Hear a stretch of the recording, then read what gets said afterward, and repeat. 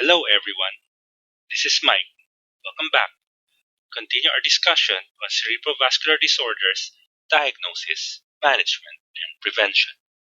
Today's topic is cerebral aneurysm.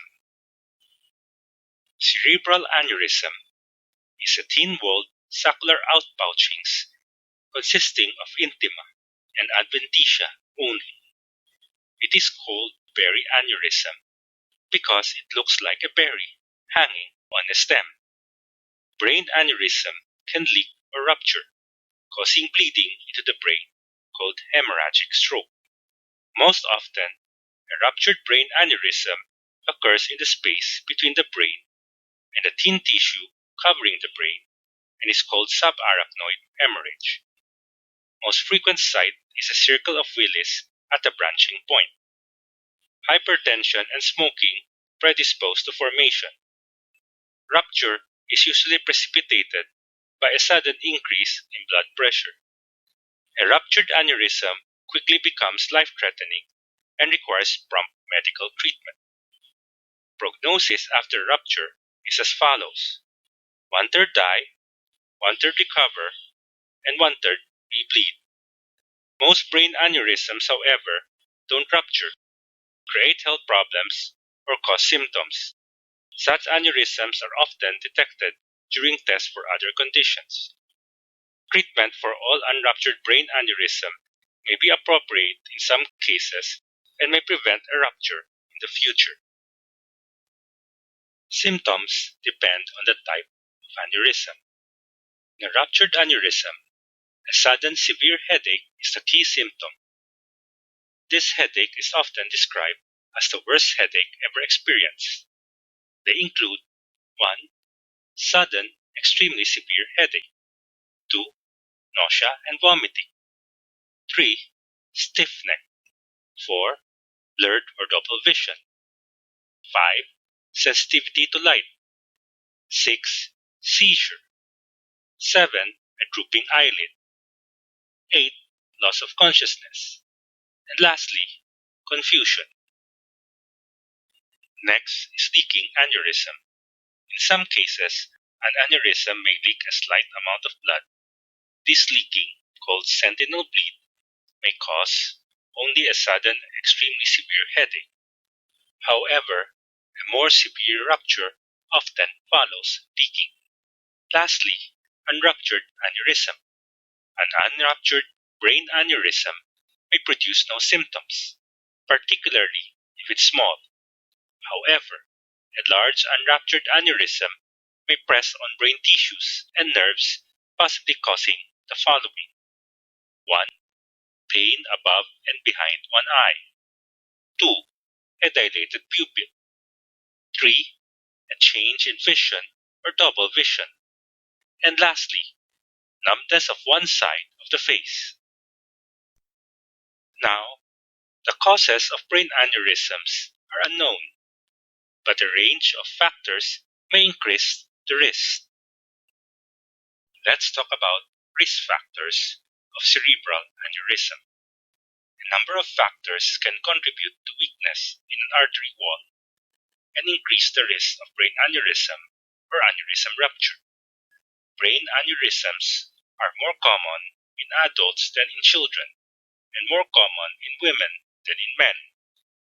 Some of these risk factors develop over time, others are present at birth. Now, risk factors that develop over time includes the following: 1. Older age. 2. Cigarette smoking. 3. Hypertension. 4. Drug abuse, particularly the use of cocaine. 5. Heavy alcohol consumption. Some types of aneurysm may occur after a head injury, like a dissecting aneurysm, or from certain blood infections, like mycotic aneurysms. Risk factors present at birth includes the following: 1.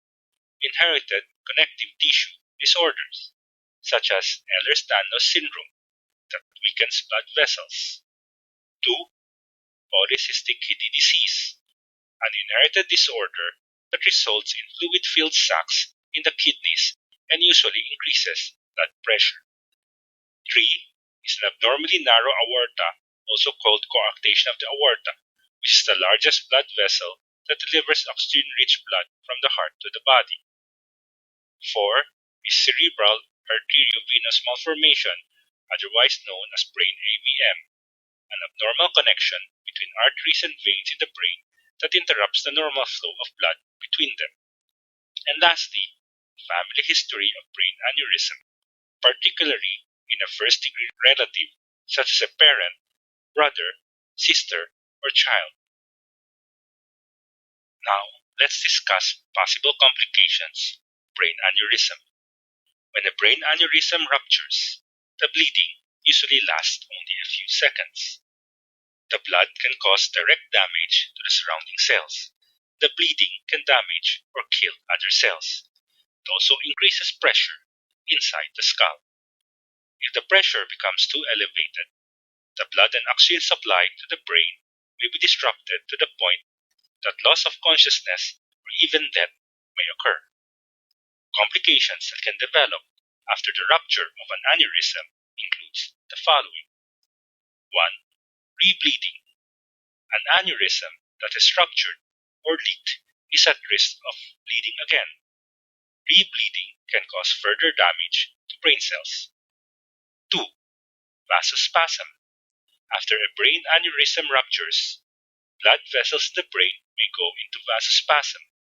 This may cause ischemic stroke and result in additional cell damage and loss. 3 is hydrocephalus. When an aneurysm rupture results in subarachnoid hemorrhage, which is most often the case, the blood can block circulation of the cerebrospinal fluid. This condition can result in an excess of cerebrospinal fluid that increases pressure on the brain, called hydrocephalus, and can damage brain tissue further. 4th is hyponatremia. Subarachnoid hemorrhage from a ruptured brain aneurysm can disrupt the balance of sodium in the blood. This may occur from damage to the hypothalamus, an area near the base of the brain. A drop in blood sodium levels, called hyponatremia, can lead to swelling of the brain cells and permanent damage. So how do we diagnose cerebral aneurysm? If a patient experiences sudden severe headache or other symptoms possibly related to a ruptured aneurysm, they will be given a test or series of tests to determine whether they have subarachnoid hemorrhage or possibly another type of stroke. If bleeding has occurred, there is a need to determine whether the cause is a ruptured aneurysm. If symptoms are consistent with an unruptured aneurysm, such as pain behind the eye, changes in vision, double vision, tests will be done to find the aneurysm. Diagnostic tests would include 1. Computerized tomography or CT scan, which is usually the first test used to determine there is bleeding in the brain. The test produces images that are two-dimensional slices of the brain. A dye may also be injected that makes it easier to observe blood flow in the brain and may indicate the presence of an aneurysm and is called CT angiography. 2. Cerebrospinal fluid test. In subarachnoid hemorrhages, there will most likely be red blood cells in the cerebrospinal fluid. The procedure to draw cerebrospinal fluid from the patient's back with a needle is called a lumbar puncture or spinal tap. This test may be done if there are symptoms of a ruptured aneurysm, but the CT scan hasn't shown evidence of bleeding. 3 is magnetic resonance imaging or MRI, which uses a magnetic field and radio waves to create detailed images of the brain, either two-dimensional slices or three-dimensional images. A type of MRI that assesses the arteries in detail using a dye, called MRI angiography, may detect the presence of an aneurysm. 4 is cerebral angiogram, also called a cerebral arteriogram, in which a catheter is inserted into the femoral vein and threaded past the heart to the arteries in the brain.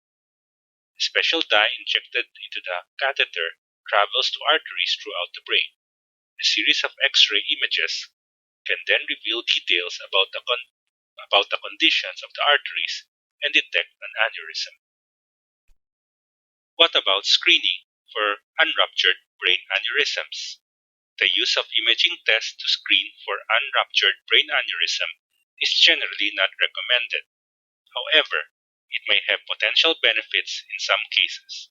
For example, a family history of brain aneurysms, particularly if two first-degree relatives, parents or siblings, have brain aneurysms. 2. A congenital disorder that increases the risk of a brain aneurysm. There are two common surgical treatment options for a ruptured brain aneurysm. First is surgical clipping, which is a procedure to close off an aneurysm. The neurosurgeon removes a section of the skull to access the aneurysm and locate the blood vessel that feeds the aneurysm. Then he or she places a tiny metal clip on the neck of the aneurysm to stop the blood flow to it. Second is endovascular coiling. It is a less invasive procedure than surgical clipping. The surgeon inserts a hollow plastic tube or catheter into an artery, usually via the femoral vein, and treats it through the body to the aneurysm. He or she then uses a guide wire to push a small platinum wire through the catheter and into the aneurysm. The wire coils up inside the aneurysm, disrupts the blood flow, and essentially seals off the aneurysm from the artery. Both procedures pose potential risks, particularly bleeding in the brain or loss of blood flow to the brain. The endovascular coil is less invasive and may be initially safer, but it may have a slightly higher risk of need for a repair or repeat procedure in the future due to reopening of the aneurysm. The other method is using flow diverters. Newer treatments available for brain aneurysm include flow diverters, which are tubular, stent-like implants that work by diverting blood flow away from the aneurysm sac. The diversion stops blood movement within the aneurysm and so stimulates the body to heal the site, encouraging reconstruction of the parent artery. Flow diverters may be particularly useful in larger aneurysms that can't be safely treated with other options. Recommendations will be based on the size, location, and overall appearance of the brain aneurysm, the patient's ability to undergo a procedure, and other factors. Other treatments for ruptured brain aneurysms are aimed at relieving symptoms and managing complications. They include 1. Pain relievers such as acetaminophen for headache. 2. Are calcium channel blockers. These medications may lessen vasospasms that may be a complication of a ruptured aneurysm. One of these medications, nimodipine, has been shown to reduce the risk of delayed brain injury caused by insufficient blood flow after subarachnoid hemorrhage from a ruptured aneurysm. 3. Are interventions to prevent stroke from insufficient blood flow. Includes intravenous injections of a vasopressor, which elevates blood pressure to overcome the resistance of narrowed blood vessel. An alternative intervention is angioplasty. In this procedure, the surgeon uses a catheter to inflate a tiny balloon that expands a narrowed blood vessel in the brain. Vasodilator also may be used to expand blood vessels in the affected area. 4th are anti-seizure medications, which may be used to treat seizures related to a ruptured aneurysm. These medications include levetiracetam, phenytoin, valproic acid, and others. Their use has been debated and is generally subject to caregiver discretion. 5th is ventricular or lumbar draining catheters and shunt surgery, which can lessen pressure on the brain from hydrocephalus associated with a ruptured aneurysm. A catheter may be placed in the ventricles to drain the excess fluid into an external bag. Sometimes it may then be necessary to introduce a shunt system with a shunt and a valve that creates a drainage channel starting in the brain and ending in the abdominal cavity. And lastly, rehabilitative therapy. Damage to the brain from a subarachnoid hemorrhage may result in the need for physical, speech, and occupational therapy to relearn skills. Now, what about treating unruptured brain aneurysms? Surgical clipping or endovascular coiling or a flow diverter can be used to seal off an unruptured brain aneurysm and help prevent a future rupture. However, in some unruptured aneurysm, the known risks of the procedure may outweigh the potential benefit. Factors to consider in making treatment recommendations include the following. 1. The size, location, and overall appearance of the aneurysm. 2. The age and general health. 3. Family history of ruptured aneurysm. 4.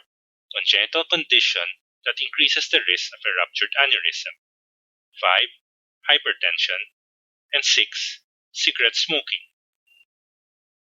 The risk of rupture of an unruptured brain aneurysm can be lowered by these lifestyle changes. 1. Don't smoke or use recreational drugs. 2. Eat healthy diet and exercise. This can help lower your blood pressure. This ends our discussion on cerebral aneurysm. See you next time when we discuss cerebral arteriovenous malformation.